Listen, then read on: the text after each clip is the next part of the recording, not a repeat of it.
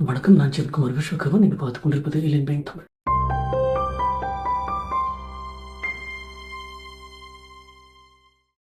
விஜய் ஒரு தலைவனா அல்லது கொலைவனா அப்படிங்கிறதா இந்த வீடியோனுடைய கருத்தாக இருக்கப் போகிறது. உங்கள் எல்லாருக்குமே தெரியும், கடந்த 27ஆம் தேதி கரூர் மாவட்டத்தில் ஏற்பட்ட மிகப்பெரும் அசம்பாவிதம். அதை பற்றி தான் இந்த வீடியோவில் பேச போகிறோம். அதன் மூலமாக விஜய் ஒரு நல்ல தலைவனா அல்லது ஒரு கொலைவனா, அவர் அரசியலுக்கு தகுதியானவரா இல்லையா அப்படிங்கிறதெல்லாம் தான் இந்த வீடியோவில் நம்ம பேச போகிறோம். ஸோ இந்த வீடியோ முதல்ல நடந்தது என்ன, நடக்கிறது என்ன, இதன் பின்னாடி இருக்கக்கூடிய அரசியல், இது யார் செஞ்ச தவறு, இந்த 4 விஷயங்களை தான் அலச போகிறோம். முதல்ல நடந்தது என்ன? உங்கள் எல்லாருக்குமே நிறைய விஷயங்கள் தெரிஞ்சிருக்கும். நிறைய டிவி பார்த்துருப்பீங்க. நிறைய பேர் அந்த சம்பவம் நடந்த அன்னைக்கே டிவியை தொடர்ந்து பார்த்துருப்பீங்க. டிவியில் செய்திகளில் பார்த்த விஷயங்கள் தான் எனக்கும் தெரியும். ஸோ அதை வைத்து சுருக்கமாக சொல்லணும் அப்படின்னா, கடந்த 27ஆம் தேதி திரு விஜய் அவர்கள் தன்னுடைய அரசியல் பேரணி ஒன்றை கரூர் மாவட்டத்தில் நடத்துகிறாரு. அவர் காலையில் காலைல 12 மணிக்கே வருவதாக அறிவிக்கப்படுகிறது. அதனால் நிறைய மக்கள் அந்த இடத்துல கூடுறாங்க. ஆனா, அவரு ரொம்ப லேட்டா நைட்டு 7, 8 மணி அளவுல தான் வராரு. அதனாலேயே கூட்ட நெரிசல் இன்னும் அதிகமாகிறது. அதுக்கு ஏன் காரணம் அப்படின்னு பார்த்தீங்க அப்படின்னா, காலைல 12 மணிக்கு வராரு அப்படின்னு சொல்லும்பொழுது, அதிகமா ஆட்கள் யாரும் வரமாட்டாங்க. நெறைய வெயில் இருக்கும். அதனால குறைவான ஆட்கள் தான் வந்திருப்பாங்க. வெயில் காரணமாக அல்லது வேலை ஏதாவது இருக்கும் அப்படிங்கிறனால. ஆனா அதுவே 6, 7 மணி ஆகும்போது வேலைக்கு போய் முடிச்சுட்டு வந்தவங்க அல்லது வேற இடங்களுக்கு போனவங்க எல்லாருக்குமே வருவதற்கு ஏதுவாக இருக்கும். அங்க ஃபோன் பண்ணி கேட்கும்போது தெரிஞ்சவங்க இன்னும் அவர் வரல, இனிமே தான் வருவாரு அப்படின்னு சொல்லும்போது, சரி நாமளும் போய் பார்க்கலாம் அப்படிங்கிற எண்ணத்தினாலேயே இன்னும் நெறைய ஆட்கள் வருவதற்கான வாய்ப்புகள் இருந்திருக்கிறது. அந்த மாரி நெறைய ஆட்கள் வராங்க. 6, 7 மணி ஆகும்பொழுது விஜய் வராரு. தன்னுடைய கூட்டத்த தொடங்குறாரு. கூட்டம் தொடங்கின கொஞ்ச நேரத்திலேயே அவர் பேசத் தொடங்கின கொஞ்ச நேரத்திலேயே நெரிசல் காரணமாக பலரும் தளர்ந்து விழுகிறார்கள், மயங்கி விழுகிறார்கள். சில பேர் இறந்து போறாங்க. அது பெரிய பிரச்சனையா மாறுது. விஜய் உடனே அங்கிருந்து கிளம்பி போயிடுறாரு. பிரச்சனை ஏதோ நடக்குதுன்னு தெரிஞ்ச உடனே அவர் பேச்சை நிறுத்திக் கொண்டு திரும்பி போயிடுறாரு. அவர் ஏர்போர்ட்டுக்கு போற வழியிலேயே நெறைய பேர் இறந்துட்டாங்க அப்படிங்கிற செய்தி அவருக்கு கிடைச்சிருக்கணும். அவர் கரூர்லயே தங்காம நேரா சென்னைக்கு ஃப்ளைட்ல கிளம்பி போயிடுறாரு. விஷயம் தெரிஞ்ச உடனே தமிழ்நாட்டினுடைய சிஎம் கூட அந்த இடத்துக்கு அடுத்த நாள் வரதா முதல்ல அறிவிக்கிறாரு. ஆனா, அது அன்னைக்கு நைட்டே அவர் கிளம்பி வந்துடுறாரு. ஸோ இதுதான் அன்னைக்கு நடந்தது. இந்த விஷயத்துல ஸ்டாலின் நடந்து கொண்ட விதம் அப்படிங்கிறது நிச்சயமா பாராட்டத்தக்க விஷயம். ஏன்னா, இந்த இடத்துல அவர் மிக தெளிவா சொல்லியிருக்காரு. அரசியல் எதுவும் செய்ய வேண்டாம். அவரும் அரசியல் செய்வதற்கு எதுவும் அந்த இடத்துல முயற்சி பண்ணல. நெறைய மெடிக்கல்ல சப்போர்ட் கொண்டு வரப்பட்டிருக்கு. அதனாலேயே நெறைய பேருடைய உயிரை காப்பாற்ற முடிஞ்சிருக்கு அப்படின்னு தான் சொல்லணும். முதல் கட்டமாக 10 பேர் இறந்தவங்க 10, 20 பேர் இறந்தபடி தான் ஆஸ்பத்திரிக்கு கொண்டு வந்திருக்காங்க. அதற்கப்புறம் தான் இந்த டெத் டோல் அப்படிங்கிறது கூடியிருக்கு. அது மாரி எண்ணிக்கை கூடியிருக்கு. போஸ்ட் இன்சிடென்ட் அந்த இன்சிடென்ட் முடிஞ்சதுக்கப்புறம் எவ்வளவு துரிதமாக அந்த விஷயங்களை கையாளணுமோ, அத ரொம்ப சிறப்பாகவே டிஎம்கே செஞ்சிருக்கு அப்படின்னு தான் சொல்லணும். அந்த இடத்துல டிஎம்கே நீங்க எந்த இடத்துலயும் குறை சொல்ல முடியாது. என்னுடைய வீடியோ பார்க்குற எல்லாருக்குமே தெரியும். நான் ஒரு ஹிந்து நேஷனலிஸ்ட். ஒரு தீவிரமான ஹிந்து நேஷனலிஸ்ட். டிஎம்கே அல்லது திராவிட கருத்து, திராவிட கட்சி அப்படிங்கிறது மிக அதிகமாக எதிர்க்கக்கூடிய ஒரு ஆள். ரொம்ப மோசமாகவே எதிர்க்கக்கூடிய ஆள். அந்த கட்சி அப்படிங்கிறது இருக்கிறதுக்கு லாயக்கே இல்ல அப்படின்னு நினைக்கக்கூடிய ஒரு ஆள்னா, என்ன மாரி நெறைய பேர் இருக்காங்க. அதில நானும் ஒருத்தன். ஸோ அப்படி இருந்தும் கூட இந்த விஷயத்தில போஸ்ட் இன்சிடென்ட் அந்த விஷயம் நடந்ததுக்கப்புறம் டிஎம்கே அந்த விஷயத்தை கையாண்டது அப்படிங்கிறது மிக நேர்த்தியா கையாண்டுருக்கிறார்கள் அப்படிங்கிறதுல எந்த விதமான சந்தேகமும் கிடையாது. நல்லாவே கையாண்டுருக்காங்க. அந்த இடத்துல அவங்க அரசியல் பேசுது. அடுத்தது மற்ற எதிர்க்கட்சிகள் அண்ணாமலை ஆகட்டும் அல்லது எடப்பாடியார் ஆகட்டும், அவங்களும் அந்த இன்சிடென்ட் நடந்த அன்னைக்கும் அதற்கு அடுத்த நாளும் அதை மிகைப்படுத்தாமல், அதை அரசியல்படுத்தாமல் மிக நேர்த்தியாக, மிக சிறப்பாக அத கையாண்டாங்கன்னு தான் சொல்லணும். எடப்பாடியார் தன்னுடைய பேட்டியில ரொம்ப தெளிவா சொல்லியிருந்தாரு. தப்பு 2 பக்கம் இருக்கு. விஜய் பக்கத்திலயும் இருக்கு. அதே சமயம் காவல்துறை, டிஎம்கே 2 பக்கம் இருக்கு. ஆனா இந்த இடம் அரசியல் பேசுவதற்கான இடம் கிடையாது. விலை மதிக்க முடியாத உயிர்கள் இறந்திருக்குதுன்னா, அந்த குடும்பங்களுக்கு நம்ம என்ன செய்யணும் அப்படிங்கிறத தான் பார்க்கணுமே தவிர, அதை விடுத்து இந்த இடத்துல அரசியல் செய்யக்கூடாது அப்படிங்கிறதுல எடப்பாடியார் ரொம்ப தெளிவா இருந்தாரு. அந்த விஷயத்துல எடப்பாடியாரினுடைய அந்த ஸ்டாண்ட் ரொம்ப பாராட்டத்தக்கது. அதே போல தான் அண்ணாமலை அவர்களும். அண்ணாமலை உங்களுக்கு எல்லாருக்குமே தெரியும். அவரு ஒரு படிச்ச அரசியல்வாதி. இன்னைக்கு எனக்கு தெரிஞ்சு தமிழ்நாடு அரசியல்லே அது ஹையஸ்ட் எஜுகேட்டட் அண்ணாமலை தான். ஐபிஎஸ்ஸா இருந்தவரு. ஒரு அரசியல்வாதியாவும் அந்த இடத்துல அவரு ரொம்ப பக்குவமா நடந்துக்கிட்டார் அப்படின்னு தான் சொல்லணும். பெருசா அந்த இடத்துல எதுவுமே சொல்லாம, அதுக்கு அடுத்தடுத்த நாட்கள்ல என்னென்ன விஷயங்கள்ல விஜய் என்ன தப்பு பண்ணியிருக்காரு, டிஎம்கே அல்லது காவல்துறை என்ன தப்பு பண்ணியிருக்கு அப்படிங்கிறது ரொம்ப டீட்டெயில்டா, ரொம்ப மைன்யூட் லெவல்ல டிஸ்கிரைப் பண்ணியிருப்பாரு. அவருடைய பேட்டிகள்லாம் பார்த்தீங்கன்னா தெரியும். அடுத்து முக்கியமான இந்த இடத்துல பேச வேண்டிய இது பிளாஸ்டிக் சேர் பன்னாடைகளை பத்தி. திரு மாமா வளவன் அவர் இறந்தவங்களுக்கு 50,00,000 குடுக்கணும், காயம்பட்டவர்களுக்கு 5,00,000 குடுக்கணும் அப்படின்லாம் பெனாத்திட்டு இருந்தாரு. கவர்மெண்ட் இறந்தவர்களுக்கு 5,00,000 காயப்பட்டவர்களுக்கு 2,00,000 சொல்லியிருந்தாங்கன்னு நெனைக்கிறேன். இவர் 50,00,000 குடுக்கணும், 5,00,000 குடுக்கணும். எந்த அடிப்படையில இந்த மாரியெல்லாம் முட்டாள்தனமா பேசுறாங்கன்னு தெரியல. இவங்க என்ன பெரிய நாட்டுக்காக புரட்சி பண்ணி, தியாகம் பண்ணி இறந்து போனார்களா? எனக்கு புரியல. கள்ளச்சாராயம் குடித்து இறந்து போனவர்களுக்கு இப்படியெல்லாம் இழப்பீடு கொடுக்க வேண்டிய தேவையா இருக்கா? அப்படின்னு ஒரு டிபேட்லாம் வந்து இல்லையா? அந்த மாதிரி தான். இவங்க வந்து ஏதாவது பெருசா ஒரு விஷயம் பண்ணி அதுக்காக இறந்து போயிருந்தாங்கன்னா, அவ்வளோ பெரிய தொகையெல்லாம் கேட்கறது நியாயமான விஷயம். சரி நடந்தது அசம்பாவிதம். இறந்து போன மக்களுடைய உயிரும் உயிர் தான். அவங்களுக்கும் இழப்பீடு கிடைக்கணும். இல்லன்னு நான் சொல்ல வரல. ஏன்னா, அதில இறந்து போனவர்கள் வந்து அந்த குடும்பத்தினுடைய தலைவனாக இருக்கலாம். அதே மாரி அந்த குடும்பத்துக்கு வந்து வாழ்வாதாரத்திற்கு எந்த விதமான இதுவும் இல்லாம இருக்கலாம். சோர்ஸும் இல்லாம இருக்கலாம். அதனால ஒரு ரூ. 5,00,000 ரூ. 2,00,000 குடுக்குறது அப்படிங்கிறதெல்லாம் ஓகே. இதெல்லாமே வந்து கவர்மெண்ட் ஒண்ணும் சொந்தமா சம்பாதிச்சு குடுக்குற பணம் கிடையாது. நானும் நீங்களும் எல்லாருமே டாக்ஸ் குடுத்து வரக்கூடிய பணம். ஸோ அத எப்படி கையாளணும் அப்படிங்கிறதுல வந்து ஒரு முறையெல்லாம் இருக்கு. இந்த மாரி என்ன சொல்றது? ஒரு நடிகனை பார்ப்பதற்காக, அவர் அரசியல்வாதின்னு கூட கிடையாது. ஒரு நடிகனாய் அவரை பார்ப்பதற்காக போயி காலையில சோறு தின்னு, காலையிலேயே சாப்பிட்டு, இல்ல மத்தியானம் சாப்பிட்டு கொஞ்சம் தெம்பா இருந்திருந்தாங்கன்னா கூட, இவ்வளோ உயிரிழப்பு வந்திருக்காது. அந்த அளவுக்கு முட்டாள்தனமாக ஒரு நடிகன் மேல பைத்தியக்காரத்தனமா இருந்து, நடந்து கொண்டு அதன் மூலமா ஏற்பட்ட இறப்பை வந்து என்னால அவ்வளோ பெருசா ஒரு தியாகியினுடைய இறப்போடு ஒப்பிட என்னால முடியாது. ஆனா ஒரு உயிர் போகும்போது அது எந்த விஷயத்துக்காக போகுது அப்படிங்கிறத பொறுத்து அந்த இறப்பினுடைய மதிப்பு இருக்கு அப்படிங்கிறதையும் வந்து பிளாஸ்டிக் சேர் பண்ணாடைகளுக்கு சொல்லி புரிய வைக்க முடியாது. ஏன்னா அவங்க பிளாஸ்டிக் சேருக்காகவே இன்னும் பிச்சை எடுத்துட்டு இருக்கிறாங்க. So this is what happened in the past. நடந்து நடந்த விஷயம். அந்த இன்சிடென்ட் நடக்கும்போது நடந்த விஷயம் இதுதான். அடுத்தது நடந்து கொண்டிருக்கக்கூடியது. நீதிமன்றத்தில இந்த வழக்கு வருது. யாரு என்ன பண்ணா அப்படின்லாம் வழக்கு வருது. அதை பற்றி நெறைய டிபேட் நடக்குது. நீதிமன்றம் வந்து விஜய வந்து ரொம்ப காட்டமாக குற்றம் சொல்லியது, டிவிகேவ குற்றம் சொல்லியது அப்படின்லாம் உங்களுக்கு தெரியும். திராவிட கட்சிகள்லாம் வந்து திரும்ப திரும்ப அதான் சொல்லுவாங்க. இந்த விஷயத்த பத்தி நான் தெரிஞ்சுக்கிட்டது கூட திரு மாரிதாஸ் அவர்களுடைய வீடியோவ பார்த்து தான். மாரிதாஸுடைய வீடியோல வந்து அவர் ரொம்ப தெளிவாக நீதிமன்றத்தில என்ன நடந்தது? நீதிமன்றம் எப்படி ஒரு சார்பு சார்ந்து தன்னுடைய கருத்துக்களை பதிவிட்டது அப்படிங்கிறதெல்லாம் வந்து மாரிதாஸ் ரொம்ப தெளிவாக, ரொம்ப அழகா விளக்கியிருப்பாரு. நீங்க முடிஞ்சா அவருடைய வீடியோ போய் பாருங்க. இனி அடுத்து விஜயினுடைய எக்ஸ்ப்ளனேஷன் வந்து என்ன நடந்தது? எக்ஸ்ப்ளனேஷன்னு சொல்ல முடியாது. அந்த விஷயம் நடந்தபொழுது விஜய் அப்பவே ஊருக்கு கிளம்பிட்டாரு. அன்னைக்கு நைட்டு ஃபுல்லா அவர்ட்ட எந்த தகவலுமே வரல. அதுக்கு அடுத்த நாள் வந்து ஒரு ட்வீட் போட்டாரு. "மனம் வருந்துகிறேன்" அப்படிங்கிற மாரி ஏதோ ஒரு ட்வீட் போட்டாரு. அதுக்கு அடுத்து அவர்ட்ட எந்த இதுவுமே கிடையாது. ரெஸ்பான்ஸுமே கிடையாது. அதுக்கப்புறம் ஒரு 2 நாள் கழிச்சு நினைக்கிறேன் ஒரு வீடியோ மெசேஜ்ன்னு போட்டிருந்தாரு. அந்த மெசேஜ் நீங்க ரொம்ப கூர்ந்து கவனிக்கணும். விஜய் வந்து எவ்வளவு தூரம் ஒரு பக்குவம் இல்லாத ஒரு மனிதன் அப்படிங்கிறது வந்து இந்த விஷயத்திலே உங்களுக்கு நல்லாவே புரியும். அதாவது இத்தன பேர் இறந்து போயிருக்காங்க. 41 பக்கம் அவரு வீடியோ போடும்போதே 41 பேர் பக்கம் இறந்து போயிருக்காங்க. இவ்ளோ பேர் இறந்து போயிருக்காங்க. உங்க கூட்டத்துக்கு வந்து இறந்து போயிருக்காங்க. உங்கள பார்க்கணும் அப்படிங்கிறதுக்காக வந்து இறந்து போயிருக்காங்க. உங்கள பார்க்கணும் அப்படிங்கிறதுக்காக சாப்பாடு, தண்ணி எதுவுமே இல்லாம வந்து இறந்து போயிருக்காங்க. அந்த பேரணியை ஆர்கனைஸ் பண்ண உங்களுடைய ஆளுங்க வந்த மக்கள் சாப்பிட்டாங்களா? இல்லையா? அவங்களுக்கு தண்ணி கிடைச்சதா? அப்படிங்கிறத கூட கவனிக்கல அப்படிங்கிற ஒரு விஷயம் இருக்கும் பொழுது, நீங்க அந்த மக்களுக்காக வருத்தப்படாம, அந்த மக்களுடைய குடும்பத்தோடு இருக்கேன் அப்படின்னு நீங்க சொல்லாம, அவங்களுக்கு உங்களால முடிஞ்ச உதவிகளை நான் செய்வேன் அப்படின்னு ஏதாவது ஒரு அறிவிப்போ, ஏதாவது செய்யாம, வெட்கமே இல்லாம திமிரா, என்னுடைய கட்சிக்காரர்களை அரெஸ்ட் பண்ணிட்டு போறாங்க. இதெல்லாம் அப்படியா? சினிமா ஸ்டைல்ல வந்து ஸ்டாலினுக்கு சேலஞ்ச விடுறாரு. அதெல்லாம் தேவையா அந்த இடத்துல? 41 பேர் இறந்திருக்காங்க. உங்கள பார்க்க வந்ததுக்காக இறந்து போயிருக்காங்க. சின்ன குழந்தைங்க இறந்து போயிருக்காங்க. சின்ன சின்ன பசங்கள்லாம் இறந்து போயிருக்காங்க. பொண்ணுங்க இறந்து போயிருக்காங்க. அந்த இடத்துல நீங்க அவங்களுக்காக வருத்தப்படாம, உங்களுடைய கட்சியைச் சேர்ந்த ஆளுங்கள அரெஸ்ட் பண்ணிட்டாங்க அப்படின்னு சொல்லிட்டு, குஷி படத்துல அவருடைய ஃப்ரெண்டுடைய திருமணத்த நடத்தி வச்சதுக்கப்புறம் வந்து இந்த டிவியில ஒரு வீடியோ ஒண்ணு போடும்போது அவர் பெருசா ஓவரா ஒரு டயலாக் பேசுவாரு. எனக்கு ஆக்சுவலா அந்த சீன் தான் ஞாபகம் வந்தது. இந்த வீடியோ, அந்த வீடியோவும் இட் லுக்ஸ் லைக் சேம். அந்த டிவியில அவர் கொஞ்சம் தெனாவட்டா ஒரு இது பண்ணுவாரு. எனக்காக அவ்வளோ பேர் இருக்காங்க, இவ்வளோ பேர் இருக்காங்க அப்படிங்கிற மாரி. அதே மாதிரி தான் இந்த வீடியோலயும் பேசியிருப்பாரு. ஏதோ பேசிட்டு திடீர்னு சினிமா ஸ்டைல்ல முகத்தையெல்லாம் மாத்தி, எக்ஸ்பிரஷன மாத்தி, "சிஎம் சார் உங்களுக்கு ஏதாவது என் மேல வன்மம் இருந்தா நான் இங்க தான் இருக்கேன். வந்தா முடிஞ்சா வந்து பாரு நான் இங்க தான் இருப்பேன்." அப்படிங்கிற மாரி தெனாவட்டா பேசுறது. சினிமா ஸ்டைல்ல அந்த இடத்துல பேச வேண்டிய தேவையெல்லாம் இருக்கா? மக்கள் அதுவா எதிர்பார்க்குறாங்க. உங்களால எந்த விதமான உபயோகமும் இல்லனாலும், இந்த மாரி உபத்திரவம் பண்ணாம இருங்க அப்படின்னு தான் மக்கள் இந்த நேரத்துல பார்ப்பாங்களே தவிர, இந்த மாரி நீங்க தெனாவட்டாலாம் பேசும்போது மக்கள் உங்கள எந்த மாரி எடுத்துப்பாங்க? நீங்க மக்களுக்காக வருத்தப்படுறதோ அப்படிலாம் எதுவும் கிடையாது. உங்களுடைய கட்சிக்காரங்கள அரெஸ்ட் பண்ணிட்டு போறாங்க அப்படிங்கிறது தான் உங்களுக்கு இதா இருக்கா? அதான் கேள்வி. விஜய் அந்த இடத்துல நடந்து கொண்டது அப்படிங்கிறது மிக முட்டாள்தனமான விஷயம். அப்புறம் விஜய்க்கு டெல்லியிலருந்து அமித்ஷா கூப்பிட்டாரு அப்படின்லாம் முதல்ல அமித்ஷா தான் கூப்பிட்டாரு அப்படின்னே நியூஸ் வந்தது. அதுக்கப்புறம் டெல்லியிலருந்து ஏதோ ஒரு முதிய தலைவர் கூப்பிட்டாரு அப்படின்ற மாரி நியூஸ மாத்துனாங்க. திராவிட கட்சிகள் வந்து இவர பிஜேபியோட ஃப்ரேம் பண்ணணும் அப்படின்னு நினைக்கிறாங்க. Maybe they have a coalition சொல்ல முடியாது. ஏன்னா அவருடைய கட்சிய சேர்ந்த ஆதவ் அர்ஜுன் வந்து டெல்லிக்கு கிளம்பி அடுத்த நாளே டெல்லி கிளம்பி போயிருக்காரு. இவருக்கு கால் வந்து இவர் எடுக்கலன்னு சொன்ன அடுத்த நாளே அவரு டெல்லிக்கு போயிருக்காரு.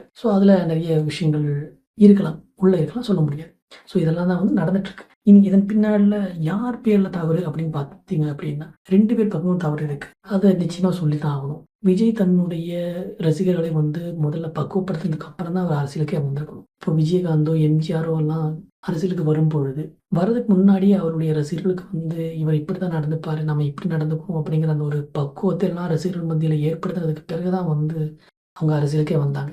ரீசென்ட்டா ஒரு விஜயகாந்தனுடைய ஒரு வீடியோ பார்த்தேன். நீங்க கடைசியா வீட்டு போய் சேர்ற வரைக்கும் வந்து எனக்கு மனசு ஆறாது. நான் தூங்க மாட்டேன். அதனால பத்திரமா வீடு போய் சேருங்க அப்படின்லாம் எவ்வளோ பக்குவமா அவர் தன்னுடைய ரசிகர்களுக்கு வந்து அந்த இடத்துல சொல்லிக் குடுக்குறாரு அப்படின்னு ஒரு வீடியோ ஒண்ணு பார்த்தேன் ரீசென்ட்டா. ஸோ அந்த அளவுக்கு ஒரு பக்குவமான ஒரு தலைவனாக இருந்ததுக்கு பிறகு நீங்க அரசியலுக்கு வந்திருக்கீங்க அப்படின்னா, இந்த மாதிரியான அசம்பாவிதம் வந்து ரொம்ப குறைவா தான் நடந்திருக்கும். இதே தான் திரு எடப்பாடியார் அவர் வந்து அவருடைய பேட்டியிலும் சொன்னாரு. மற்ற கட்சிகளுக்கு வந்து அனுபவம் இருக்கிறது. நிறைய கூட்டங்களை நடத்தி அனுபவம் இருக்கிறது. கூட்டத்துக்கு எவ்வளோ பேர் வருவாங்க? கூடுதல் ஆட்கள் வந்தா என்ன செய்யணும்? அந்த க்ரௌட எப்படி மேனேஜ் பண்ணணும்? அப்படின்னு தொண்டர்களுக்கே வந்து ஒரு ஐடியா இருக்கும். உங்களுக்கு அந்த மாதிரியான எக்ஸ்பீரியன்ஸ் இல்ல அப்படிங்கும் பொழுது, அதெல்லாம் எப்படி பண்ணணும் அப்படிங்கிறத வந்து நீங்க பார்த்து தான் இவ்வளோ பெரிய கூட்டத்தெல்லாம் நடத்தணும். நிறைய பேர் வர்றாங்க அப்படிங்கிறது ஒரு கெத்தா நினைக்கக்கூடிய ஒரு சைக்கோ மென்டாலிட்டிக்கு போய், அதாவது கூட்டம் நிறைய வரட்டும். வந்தா தான் நமக்கு ஒரு என்ன சொல்றது? ஒரு பலமா இருக்கும் அப்படின்னு நினைக்கிறது ஒரு பெரிய விஷயம் கிடையாது. அந்த கூட்டம் வந்து அத எப்படி மெயின்டெயின் பண்ணணும்?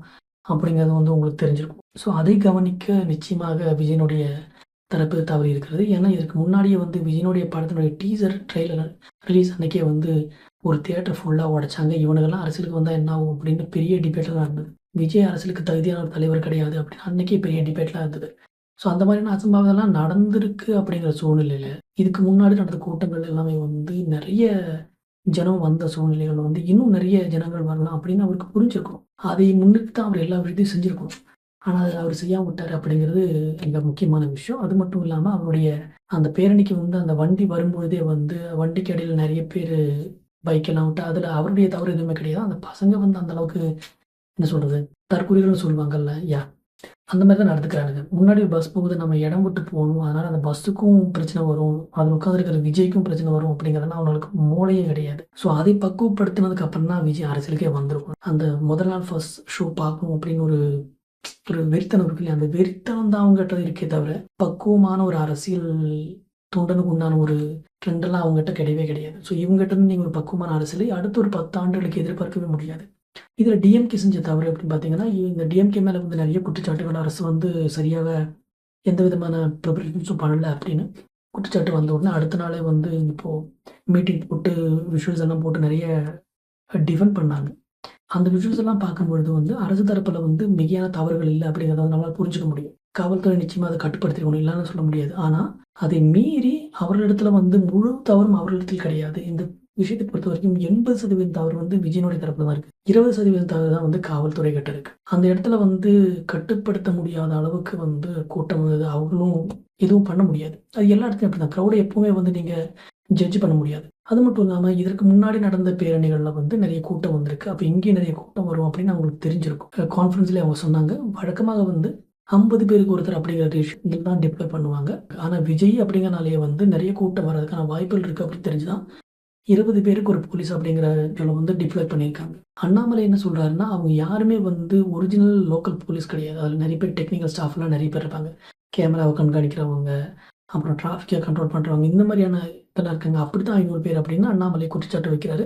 எய்தர் ஒரு 20 பேர்லேருந்து 50 பேர் அப்படிங்கிற ரேஷியோ அப்படிங்கிறது வந்து பெரிய ரேஷியோ. அசம்பாவிதம் நடந்த டைம்ல வந்து அந்த வீடியோலாம் பார்த்தீங்க அப்படின்னா, அந்த ஆம்புலன்ஸ் தடுக்கிறது வந்து இவங்க கூட்டத்த சேர்ந்த ஆளுங்களே தான் இருப்பாங்க. அந்த இடத்துல இருந்த போலீஸ் எல்லாம் வந்து தான் லாத்தியெல்லாம் வீசி தான் அந்த ஆம்புலன்ஸ நகர விடுறாங்க அப்படிங்கிறதெல்லாம் நீங்க வீடியோல பார்க்க முடியும். ஸோ போலீஸ் அவங்களுடைய வேலைய வந்து ஒரு ஒரு அளவு வரைக்கும் வந்து சரியா தான் செஞ்சிருக்காங்க அப்படின்னு தான் என்னுடைய நம்பிக்கை. அந்த வீடியோஸ் எல்லாம் பார்க்கும்பொழுது. அண்ட் அது மட்டும் இல்லாம கொடுக்கப்பட்ட இடம் வந்து ஒரு ஹைவே. ஒரு ஹைவே இருக்கு. அந்த ஹைவேனுடைய ஒரு பகுதியில விஜயனுடைய வாகனம் நிற்பதற்கான இடம் ஒதுக்கப்பட்டிருக்கு. அந்த ஹைவே இருக்கு. ஸோ ஹைவேல வந்து எந்த இடத்துல வேணா மக்கள் வரலாம், போலாம் அப்படிங்கிற சூழ்நிலை இருக்கு. அதாவது பை வாக் நடந்து வரக்கூடும். இப்போ நீங்க 2 சைட்லயும் வந்து பேரிகேட் போட்டீங்கன்னா கூட, இந்த 2 சைட்லயுமே வந்து கமர்ஷியல் பில்டிங்ஸ் இருக்கு. வீடுகள்லாம் இருக்கு. அதாவது கடைகள் இருக்கு, வீடுகள்லாம் இருக்கு. இதுக்கு இடையில எல்லாமே வந்து சந்துகள் இருக்கு. இந்த சந்துகள் வழியாவும் மக்கள் வரலாம். அதையெல்லாம் வந்து போலீஸ்காரங்க தடுத்துட்டு இருக்க முடியாது. எல்லா இடத்துலயுமே வந்து போலீஸ போட்டு நீங்க எல்லா சந்துகளையுமே பிளாக் பண்ண முடியாது. ஸோ அதுல ஒரு விக்டிமுடைய அ வீடியோ ஒண்ணு போட்டிருந்தாங்க. மலையாளம் சேனல்ல பார்த்தேன். அவங்க என்ன சொல்றாங்கன்னா, "எங்க பக்கத்துல தான் எங்க வீடு. இந்த பக்கத்துல தான் விஜய் வந்திருக்காரு. அதனால பார்க்கலாம்" அப்படின்னு போனோம் அப்படின்னு சொல்றாங்க. பார்த்தீங்களா? இது ரசிகர்களோ அல்லது ஒரு கூட்டத்துக்கு வர ஆளுங்களோ கிடையாது. நம்ம வீட்டுக்கு பக்கத்துல தான் இருக்கு. இந்த சந்து வழி ஏறி போனோம் அப்டின்னா, அங்க தானே விஜய் நிக்கிறாரு பார்த்துடலாம் அப்டின்னு அவங்க போவாங்க. முதல்ல போகும்போது உள்ள நெறைய இருக்கும். சரி பக்கத்திலேயே போய் பார்த்துடலாம் அப்டின்னு போய் பக்கத்துல நிப்பாங்க. கொஞ்ச நேரம் ஆக ஆக எல்லா சைட்லருந்தும் மக்கள் வர ஆரம்பிப்பாங்க. இந்த இடத்தினுடைய பிரச்சனை அப்டின்னா, எல்லா இடத்துல இருந்தும் என்ட்ரி இருக்கு. ஒரு தடவ எல்லா இடத்துல இருந்தும் ஆளுங்க வந்து உள்ள கூட்டிட்டாங்கன்னா, வெளிய இருக்கக்கூடிய ஆட்களுக்கு தான் வெளிய போக முடியுமே தவிர, உள்ள இருக்கக்கூடிய ஆட்கள் வந்து பாடி லாக்டு. அவங்க அந்த இடத்துல லாக் பண்ணிட்டாங்க. அவங்களால வெளிய போ முடியல. இந்த சுத்தி இருக்கக்கூடிய ஆளுங்கலாம் வெளிய போனா தான் வந்து அவங்களால வெளிய வர முடியும். இந்த சுத்தி இருக்கக்கூடிய ஆள்களுக்கு வெளிய போணும் அப்டின்னா, இந்த ஹைவேனுடைய 2 வழியிலிருந்து இருக்கக்கூடிய ஆளுங்க விலகினாங்க அப்டின்னா நெறைய ஸ்பேஸ் கிடைக்கும். ஆனா கூட்ட நெரிசல்ல என்ன பண்றதுன்னு தெரியாதாகும்போது, சந்து, பொந்து வழியெல்லாம் எல்லாரும் ஓடுவாங்க. ஒரு ஆள் தடுக்கி விழுவாங்க. ஒரு ஆள் தடுக்கி விழுந்தா அதுக்கு பின்னாடி இருக்கக்கூடிய ஆளுங்க எல்லாருமே ஸ்டக் ஆயிடுவாங்க. இந்த மாதிரியான ஒரு என்ன சொல்றது, கிரஷ்டு ஸ்டேட்டஸ்ல தான் வந்து இந்த அசம்பாவிதம் நடந்திருக்கு. ஏறக்குறைய 30,000 பேர் வந்திருக்காங்க. ஒரு 25,000 பேர் இல்ல 20,000 பேர் வந்திருந்தா ஒருவேளை போலீஸ் கண்ட்ரோல் பண்ணியிருப்பாங்களோ என்னமோ! பட் 30,000 பேர் பக்கம் வந்ததாக சொல்லப்படுகிறது. அது மட்டும் இல்லாம இது ஒரு 4 வழி சாலை, ஒரு ஹைவே 4 வழி சாலை. ஒரு பக்கம் ஃபுல்லா கூட்டம், அடுத்த பக்கம் ஃபுல்லா அடைச்சிருக்காங்க. ஏதாவது பிரச்சனை நடந்தா உங்களால ஈஸியா ஓட முடியாது. பேரிகேட்லாம் தாண்டி தான் ஓடணும். டிவைடர் இருக்கும். சென்டர்ல டிவைடர் இருக்கு. இந்த டிவைடர்லாம் தாண்டி ஓடணும். பெண்களால அந்த மாரி ஓட முடியாது. திடீர்னு விஜயனுடைய வண்டி உள்ள வரும்பொழுது, அவர் கூடவே வந்த வாகனங்கள்லாம் உள்ள வரும்போது, பைக்ஸ் எல்லாம் உள்ள வரும்பொழுது, ஒரு தண்ணீர்ல நீங்க ஒரு கல்ல போடும்போது ஒரு ரிப்பிள் எஃபெக்ட் வரும் இல்லையா? அலைகள் வரும் இல்லையா? அந்த மாரி பின்னாடி வரக்கூடிய அலை, முன்னாடி இருக்கக்கூடிய அலைய தள்ளி தள்ளி போற மாரி, பின்னாடி இருந்து வந்த மக்கள், முன்னாடி இருக்கக்கூடிய மக்கள் தள்ளி தள்ளி அந்த மாரி தான் ஒரு இது ஏற்பட்டிருக்கு. அந்த இடத்துல போலீஸால வந்து இப்ப யாராவது ஒருத்தர் பிரச்சனை பண்றாங்க. அந்த இடத்துல எதாவது பண்ணணும்னா, போலீஸால எதாவது பண்ண முடியும். இந்த மாரி நெறைய தொண்டர்கள்லாம் வரும்போது, போலீஸ் அடிக்க ஆரம்பிச்சிருப்பாங்க. லாத்தி சார்ஜ்லாம் பண்ண ஆரம்பிச்சிருந்தாங்கன்னா, இத விட இன்னும் பெரிய டிசாஸ்டர் ஏற்பட்டிருந்திருக்கலாம். அதையும் நீங்க புரிஞ்சிருந்திருக்கணும். ஏன்னா போலீஸ் அடிக்க ஆரம்பிச்சுட்டாங்க அப்படின்னு எல்லாரும் எல்லா பக்கமும் ஓட ஆரம்பிச்சிருந்தா, இத விட மிகப்பெரிய டிசாஸ்டர் ஏற்பட்டிருந்திருக்கும். இல்ல போலீஸ் ஏதாவது சொல்ல போய், அதன் மூலமா ஏதாவது பிரச்சனை கிளம்பி, அந்த மாரியெல்லாம் ஏதாவது ஆயிருந்தது அப்படின்னா, இன்னும் பெரிய டிசாஸ்டர் ஏற்பட்டிருந்திருக்கும். போலீஸ் அந்த இடத்துல வந்து கொஞ்சம் கட்டுக்கோப்பா நடந்து கொண்டதுனால தான் வந்து டிசாஸ்டர் இந்த அளவுக்கு குறைஞ்சிருக்கு அப்படிங்கிறதையும் நம்ம புரிஞ்சுக்கணும். இருந்தாலும் அவங்க அந்த இடத்துல வந்து இன்னும் கொஞ்சம் கட்டுப்பாடோட இருந்திருக்கலாம் அப்படிங்கிறது ஒரு சரியான ஒரு விஷயம் தான்.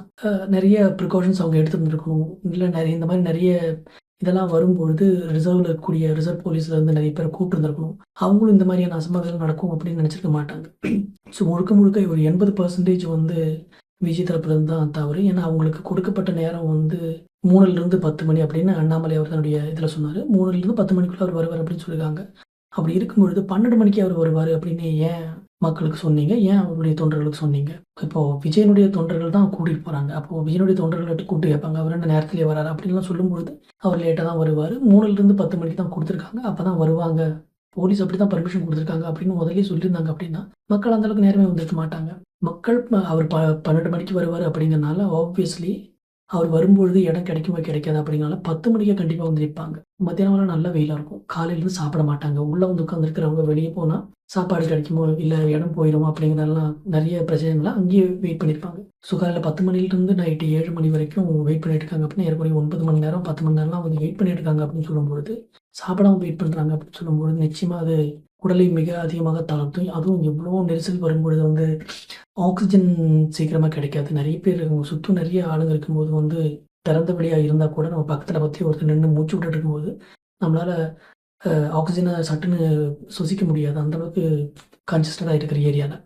அந்த மாரி நெறைய பிரச்சனைகள்லாம் வந்து ஏற்படுவதற்கான மிக முக்கியமான காரணம், காலையிலே வருவேன்னு சொன்ன ஒருத்தர் ரொம்ப லேட்டா வந்தது. அல்லது ரொம்ப லேட்டாவ தான் வருவாரு அப்படிங்கிற விஷயத்த வந்து மக்களுக்கு சொல்லாம, இவரு காலையிலேயே வந்துருவாரு அப்படிங்கிற ஒரு மிஸ்இன்ஃபர்மேஷன் குடுத்தது. இந்த விஷயம் அப்படிங்கிறது வந்து டிவிகேனுடைய தவறு அப்படிங்கிறதுல வந்து எந்த விதமான மாற்று கருத்தும் கிடையாது. ஸோ இதான் வந்து இதில இருக்கக்கூடிய யார் தவறு அப்படிங்கிற அந்த விஷயம். இனி இதில இருக்கக்கூடிய அரசியல் அப்படின்னு பார்த்தீங்கன்னா, திமுகவுக்கு டிவிகே மேல வன்மம் இருக்கா? கண்டிப்பா வன்மம் இருக்கு அப்படின்னு தான் சொல்லணும். டிவிகே வந்ததோட அவர்களுடைய வோட் பேங்க்ல நெறைய விரிசல்களும் நெறைய குறைவு ஏற்படும். இது வந்து ஏடிஎம்கேவ பாதிக்கலன்னா கூட, அதிக அளவு பாதிக்கலன்னா கூட. ஏன்னா ஏடிஎம்கேவ பொறுத்தவரைக்கும் அது வந்து ஜெனரேஷனல் வோட் பேங்க்.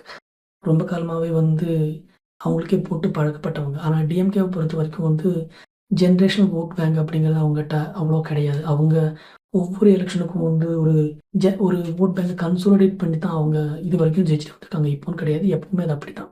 அதனால தான் வந்து எம்ஜிஆர் வந்த உடனே அவரால ஜெயிக்க முடிஞ்சது.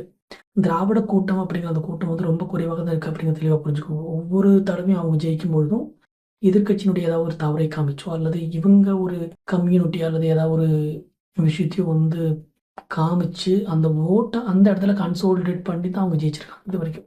ஸோ அப்படி பார்க்கும்பொழுது வந்து சிறுபான்மையினுடைய ஓட்டு அப்படிங்கிறது வந்து முக்கியமா வந்து பாவாடை சாமிகளுடைய ஓட்டு அப்படிங்கிறது வந்து டிஎம்கேவை பொறுத்தவரைக்கும் ரொம்ப இம்பார்ட்டன்டான ஒரு வோட் பேங்க்.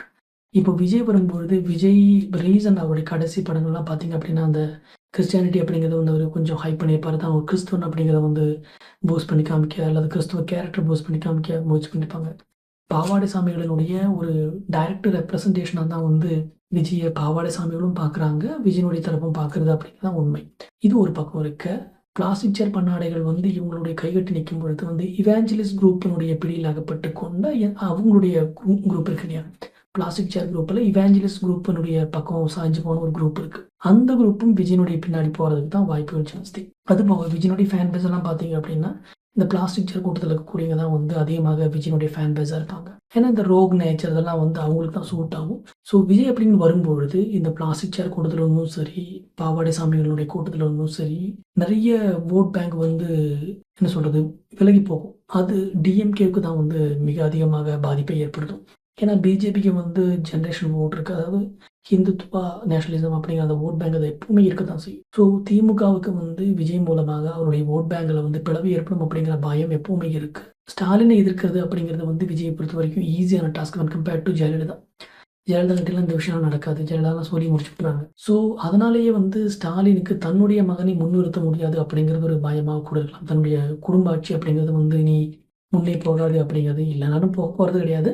அப்போ விஜய் வர்றது அப்படிங்கிறது வந்து இன்னும் பாதிப்பை ஏற்படுது. ஸோ ஆப்வியஸ்லி திமுகவுக்கு வன்மம் இருக்கத்தான் செய்யும். அடுத்தது இந்த பாவாடை ஓட் பேங்கில் கிழிசல் விழும் அப்படிங்கிறது ஒரு பெரிய விஷயம். அதனாலேயே வந்து பாவாடை சாமிகளுடைய அந்த கூட்டத்தை நம்பி இருக்கக்கூடியவங்க எல்லாருக்குமே வந்து விஜய் கொஞ்சம் பயமாக தான் இருக்கும். ஏன்னா அந்த பாவாடையில் கிழிசல் விழும் அப்படிங்கிறதுனால. இப்போ இவங்க சொல்கிற மாதிரி பாஜகவோட சேர்ந்து டிவிகே செயல்படுகிறது என்றால், இப்போ வரக்கூடிய எலெக்ஷனில் வந்து பாஜகவுக்கு அல்லது என்டிஏ கூட்டணிக்கு வந்து மிகப்பெரிய பலமாக இருக்கும். நிச்சயமா தேர் வில் பி என்ன சொல்கிறது ஒரு லேண்ட்ஸ்லைட் விக்டரியாக தான் இருக்கும். நிச்சயமா ஏடிஎம்கே ஆட்சிக்கு வரும். பிஜேபிக்கு 2-3 சீட்ஸ் கிடைக்கும். கண்டிப்பாக டிவிகேயும் வந்து சிறப்பான ஒரு இடத்துக்கு போகும். இப்போ என்டிஏ கூட்டணியில் வந்து டிவிகே ஜாயின் பண்ண இந்த வரக்கூடிய எலெக்ஷனில் சீஃப் மினிஸ்டர் ஆகிறதுக்கெல்லாம் முடியாது. அது கண்டிப்பாக எடப்பாடியார் தான். எப்படி இருந்தாலும் அடுத்த எலெக்ஷனில் வந்து எடப்பாடி தான் வரப்போகிறார். இவர் வந்து பாவாடை சாமிகளினுடைய ஒரு இன்டைரக்ட் ரெப்ரசன்டேஷன் அல்லது ஒரு டைரக்டான ரெப்ரசன்டேஷனாக மாறக்கூடிய வாய்ப்பு இருக்கக்கூடிய ஒருத்தர். அவருடைய பின்குத்துகள்லாம் அப்படி தான் இருக்குது அப்படின்னு தான் என்னுடைய கருத்து. அந்த சூழலை பார்க்கும்பொழுது பிஜேபிக்கு நேஷ்னல் லெவலில் விஜய் வந்து ஒரு தேவையில்லாத ஒரு ஆணியாக மாறத்தான் போகிறாரு அப்படிங்கிறதான் உண்மை. ஸோ பிஜேபி டிஎம்கேவை எதிர்க்கிறோம் அப்படிங்கிற ஒரு பேருக்காக வந்து இப்போ டிவிகேயோட சேர்றது அப்படிங்கிறது பிஜேபியுடைய ஒரு தவறான முடிவாக இருக்கும். ஸோ டிவிகே வந்து பிஜேபியோட சேரணும் அப்படிங்கிறது நயினார் நாகேந்தர் மாதிரியான ட்ரெடிஷ்னல் தலைவர்கள்லாம் விரும்பவங்களா இருக்கும். ஏதாவது ஒரு விதத்தில் இங்கே சீட்டு கிடைச்சா போதும் அப்படின்னு. ஆனால் அந்த மாதிரிலாம் பண்ணீங்க அப்படின்னா டிவிகேயோட வந்து சேர்ந்து ஒரு கூட்டணி அமைக்கிறது அப்படிங்கிறது பிஜேபிக்கு வரக்கூடிய காலகட்டங்களில் மிகப்பெரும் பிரச்சனையாக, தலைவலியாக, தேவையில்லாத ஆணியாகத்தான் மாறும் அப்படிங்கிறத என்னுடைய கருத்து. ஸோ பிஜேபி இதை செய்யாமல் இருக்கிறது தான் பிஜேபிக்கு நல்லது. அதற்கு மிக முக்கியமான காரணம் விஜய் பாவாடை சாமிகளினுடைய ஒரு டைரக்ட் ரெப்ரசன்டேஷனாக மாறத்தான் முயற்சி பண்ணுவார். அடுத்து விஜய் தலைவனா இல்லை கொலைவனா? கொலைவன் அப்படிங்கிறது ஏறக்குறைய கன்ஃபார்ம் ஆயிடுச்சு. அவருடைய தவறுனால தான் இவ்வளோ பிரச்சனை நடந்தது. 80% அவருடைய தவறு தான், இல்லை அவருடைய கட்சியினுடைய தவறு தான். ஒரு தலைவனாக இருக்க தகுதியானவர் அப்படின்னு கேட்டால் நிச்சயமாக கிடையாது. அட்லீஸ்ட் இப்போதைக்கு கிடையாது. இன்னும் 10 வருஷத்துக்கும் ஆவார் எனக்கு தோணலை. ஏன்னா இப்போ விஜயகாந்த் மாதிரியோ, ரஜினிகாந்த் மாதிரியோ அல்லது எம்ஜிஆர் மாதிரியோ அரசியலுக்கு வரேன்னு சொல்லும்போது தன்னுடைய தொண்டர்களை பக்குவப்படுத்தி அதற்கு பிறகு அரசியலுக்கு வரணும் அப்படிங்கிற ஆட்டிடியூடோட தான் அவங்க இருந்தாங்க. அது முன்னாடியே அவங்க பக்குவப்படுத்தி வச்சுருக்காங்க. இப்போ ரஜினிகாந்த் இந்த மாதிரி அரசியலுக்கு வர அப்படின்னா அவருடைய ரசிகர்களுக்கு வந்து ஏற்கனவே அரசியல் பக்குவம் இருக்காது. அவங்க இதுக்கு முன்னாடியும் நிறைய இந்த மாதிரி ரஜினி அரசியலுக்கு வருவார் அப்படிங்கிற பல காலமாக தாங்களே அவர்கள் தயார்படுத்தி வச்சிருக்கிறாங்க. அதனாலேயே வந்து இந்த மாதிரியான முட்டாள்தனமான செயல்கள்லாம் அவங்க நிச்சயமாக செய்வாங்கன்னு எனக்கு தோணல. பட் விஜயனுடைய தொண்டர்கள் அப்படிங்கிற வந்து தொண்டர்களே கிடையாது, அவங்க ரசிகர்கள். தொண்டர்கள் அப்படிங்கிறது வந்து தொண்டு செய்யக்கூடியவர்கள். அதாவது அரசியலுக்கு வந்து தலைவனுக்கு மட்டுமல்ல, தலைவன் சார் மக்களுக்கும் தொண்டு செய்யக்கூடிய மக்களை தான் தொண்டனை செய்யணும். ஆனால் விஜயனுடைய தொண்டர்கள் அப்படிங்கிறவங்க அப்படி கிடையாது. அதாவது ஒரு சினிமாவில் வந்து ரோகான விஷயங்கள் செய்து கொண்டு தெளிவாரித்தனம் பண்ணுறது, முடிச்சு வைக்கத்தனம் பண்ணுறது, தப்பு செய்கிறது, பெண்கள்கிட்ட அசிங்கமாக சைகை காமிக்கிறதெல்லாம் ஹீரோயிசம். அதுதான் ஹீரோக்கு உண்டான அழகு அப்படின்னு காமிச்சு வந்து ஒரு பெரிய நடிகனாக வந்த ஒருத்தர், அவரை பார்த்து வளர்ந்து வந்த சிறுவர்கள், அவருடைய கூட்டத்தில் எல்லாம் பார்த்தோன்னா ஓட்டு போடுறதுக்கு கூட இன்னும் வேலிட் ஆகாத ஆளுங்களாம் 16-15 வயசு பசங்கள்லாம் வந்திருக்கு. அதெல்லாம் பார்க்கலாம். ஓட்டு எப்படி போடணும் அப்படின்னு அந்த இன்னைக்கு வரைக்கும் அந்த மிஷின பிரஸ் பண்ணாதவங்கலாம் வந்து அரசியல் பேசுறதெல்லாம் தான் வந்து முட்டாள்தனமான விஷயம். ஏற்கனவே அவருடைய ட்ரெய்லர் ரிலீஸ் அன்னைக்கு வந்து தியேட்டர் அடிச்சு விட்டுச்சு. அதிலேயே வந்து அவருடைய தொண்டர்களுடைய யோகிதை என்ன அப்படிங்கிறது வந்து எல்லாருக்குமே தெரிஞ்சது. விஜயை பொறுத்தவரைக்கும் அவர் கட்சியில இருக்கக்கூடியவங்க வந்து தொண்டர்கள் கிடையாது, ரசிகர்கள். பிரித்தனமான ரசிகர்களை தவிர அவர்களுக்கு அரசியல் பக்குவமும், தொண்டு அப்படின்னா என்னன்னா, தொண்டர்களாக இருப்பது என்ன அப்படின்னும், அல்லது அரசியல் கட்சி எப்படி நடந்துக்கணும் அப்படிங்கிறதெல்லாம் வந்து அவங்களுக்கு சுத்தமா தெரியாது. முதல்ல அதை பக்குவப்படுத்தி ரசிகர்கள் மன்றமாக இருக்கும்பொழுதே அதெல்லாம் பக்குவப்படுத்தி, அதுக்கப்புறம் தான் அவர் வந்து அரசியலுக்கு வந்திருக்கணும். விஜயனுடைய அரசியல் வரவே வந்து என்ன சொல்றது, என்ன பொறுத்தவரைக்கும் இட்ஸ் ஹரிபரி. இவ்வளோ சீக்கிரம் அவர் வந்திருக்க கூடாது.